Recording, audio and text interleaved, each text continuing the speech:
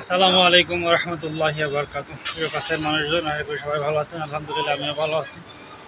আজ কথা বলবো ইরানের প্রেসিডেন্ট রাইসি সম্পর্কে। আসলে আল্লাহ তাআলা দুনিয়া থেকে ভালো ভালো মানুষগুলোকে মানে খুব দ্রুতই উঠিয়ে নেয়, এটাই মনে হয়। তা না হলে রাইসি আসলে ইসলামের একটা অন্যতম একটা নেতা, প্রভাবশালী নেতা ছিলেন, যিনি ফিলিস্তিনিদের জন্য মন প্রাণ দিয়ে কাজ করতেন। আসলে ফিলিস্তিনি বলে কথা না, কথা হলো মুসলমান।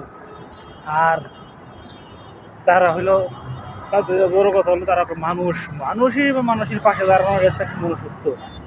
তারপরে তারা যদি হয় মুসলমান, তাহলে তো কোনো কথাই নেই। তো এভাবে তা চলে যাওয়াটা সারা বিশ্বের মুসলিম জাতি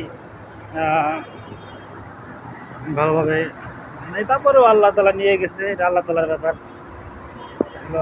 মৃত্যু কার কখন হবে আল্লাহ তালা নির্ধারণ করে রাখছে, সেটা আল্লাহ তালাই ভালো জানে।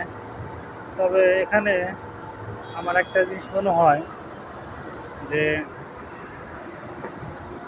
একটা রাষ্ট্রের প্রেসিডেন্ট, তাকে একটা হেলিকপ্টারে নিয়ে যাওয়া হবে, সেই হেলিকপ্টারটা কেমন হবে বা কেমন কি, সেটা ভালো করে খতিয়ে দেখা উচিত ছিল। তা না হলে এই যে এই দুর্ঘটনা ঘটতো না।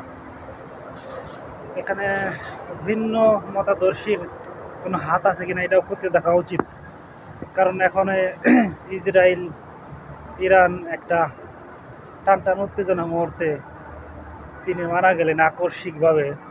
এটা একটা অন্যরকম একটা ব্যাপার, এটা অতি সাধারণ কোনো ব্যাপার হতে পারে না এই মুহূর্তের জন্য আর কি।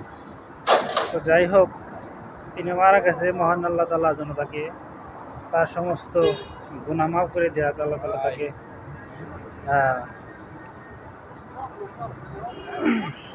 জান্নাত জান্নাতুল ফিরদাউসের সুউচ্চ মাকাম দান করেন, এই দোয়া করি। আর আল্লাহ তাআলা যেন ফিলিস্তিনিদের উপরে রহম করেন, ফিলিস্তিনকে আল্লাহ যেন স্বাধীন করে দেন, আর ইসরায়েলের পতন হোক, তাদের ভিতরে মন সত্য জাগ্রত করে দিকে আল্লাহ। আর